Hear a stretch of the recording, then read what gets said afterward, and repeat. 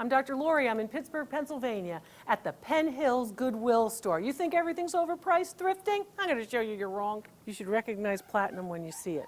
So silver, a little bit more gray, and sometimes they'll say platinum. So this bowl is beautiful. Look at the inside, make sure there's no cracks, and then right there, there's the mark, it says platinum. A lot of them will say platinum, some of them will say sterling. So if you got a platinum one of these, it's really quite nice. This one is a nice rounded bowl with a nice platinum trim. It's not cracked or chipped or coming off. That's a really nice piece. What do they want for it? They want $2.99 for it. Now it's a ceramic bowl. The value in this is in the platinum band, the rim.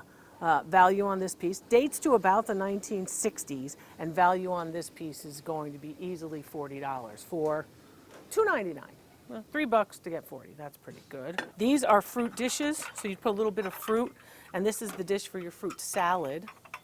This is lusterware. See how thin it is? It's really thin, very thin bone china. Lusterware, transferware image, but these are German. These are German made and really nice, good condition, early part of the 20th century, so early 1900s. This is a nice piece. What do they want for this? They want $3.99. Wow. $3.99 for this. So this piece is a $50 bowl, and then it has 1, 2, 3, 4, 5, 6 of the fruit bowls that go with it. They go around and you serve fruit salad out of it. How much do they want for each one? They want $1.99 for each one. That's a little high for that. Because these are worth $5, you're going to pay $2 for them. You're still going to make some money off of those. And again, I leave all these things for you. I don't buy them and say, oh, I'm going to sell them back to you. I'm going to buy them here cheap at Goodwill, and then I'm going to sell them back to you on my eBay store or whatever store somebody else on another channel might have. I don't do that. I leave them here. I show you what it is. I show you what to look for, and I leave them here. Bavarian. This is the Bavarian, of course, Johann piece. A really nice example in very good condition. And, you know, if you look around, you might find partial sets, almost full sets of this kind of stuff here in your Goodwill. This is a gravy boat. It's a gravy boat with an attached underplate, and that's how it should be described. Gravy boats always have a handle. Sauce boats don't. Hey, look at this surprise. This is a sauce boat. Doesn't have a handle. It has 2 spouts, basically. That's for sauce. That's for a red sauce or béarnaise or bordelaise sauce. This is for gravy. Gravy boat has a handle, so you can pour it over the mashed potatoes with the underplate to keep everything nice and neat. So you saw the mark. How much do they want for this? Wow, $4.99, you're definitely taking that home. That's a beautiful, very well-known maker, of course, in Bavaria. It's Johann Haviland. You've heard of Haviland in Limoges, France. This is Johann Haviland. Value on this is going to be about $45, so you're getting it for 10%. So that's a deal. And this particular piece is actually made in England. It's an English piece. It's $3.99. It has a little bit more wear. I mean, the Johann Haviland comparative piece, of course, has less wear. It looks like it's almost brand new. This particular piece, while it's made in England and it's only $3.99, value on it is about $20. This is carnival glass from the 70s, heavier. They want $3.29 each, and it's a little bit expensive. They're worth about $5 each. That's a knockoff, too lightweight. That's a knockoff, made recently, within the last 20 years. And this is the real deal. That's the 1950s. That one, of course, is pressed glass. That's a nice piece, $4.99. They know that that's the real deal. I like the edge as well. So value on that's $20. Look at this piece of crystal, heavy. Got to do 2 hands with that. So that's really heavy. See the thickness right here. You can see the thickness. It does have a little bit of damage right there in the sawtooth. That's what this pattern is called, around the rim. But this is a heavy, nice piece of cut glass. So $5.99. That's a little high for that, because is it worth $20? It's probably worth $20. So to pay $6 to make $20, there's some money you're making, but I would say this one, because of the damage, I would probably leave it here, but it is a nice example. And it shows you some of the things you're looking for. You're looking for a lot of cuts in the flowers, see all the cuts. And you're also looking for the sawtooth pattern, which of course is this up and down, looks like the teeth of a saw, right, sawtooth. Sometimes there's a central motif as well. I almost walked by those. I wouldn't walk by those. Beautiful, right? Hand painted with transfer wear, gilt around the banding. Beautiful for the banding, beautiful for the flowers. The couples are rococo, which means they're based on the French designs of the 18th century of lovers in a garden. And look for the mark. Maybe you all recognize it, but there are the blue cross swords, very well known to Meissen. The, of course, the German tradition of Meissen.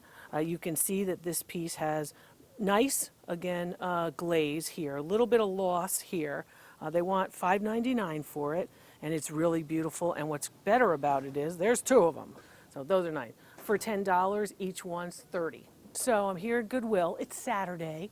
The store's been open 2.5 hours, and everyone says, oh, there's no bargains, can't find anything, everything's overpriced. Oh, it's terrible. Let's just look here and see if we can find something that is worth some money. How about this for a bargain?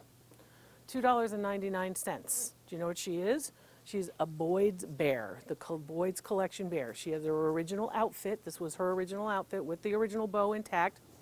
No odors. I always smell stuffed animals. You want to make sure these things, because they can hold odors. Here's the tag. Boyd's collection. Tag is intact. Everything looks good. She's beautiful. What do you think she's worth? She resells $40. Yep, and I'm leaving her here for you because I don't want to compete with you. You know, remember, other people are buying this stuff low, they're putting it on their channel, and then they're trying to sell it back to you on their eBay store. I'm not doing that.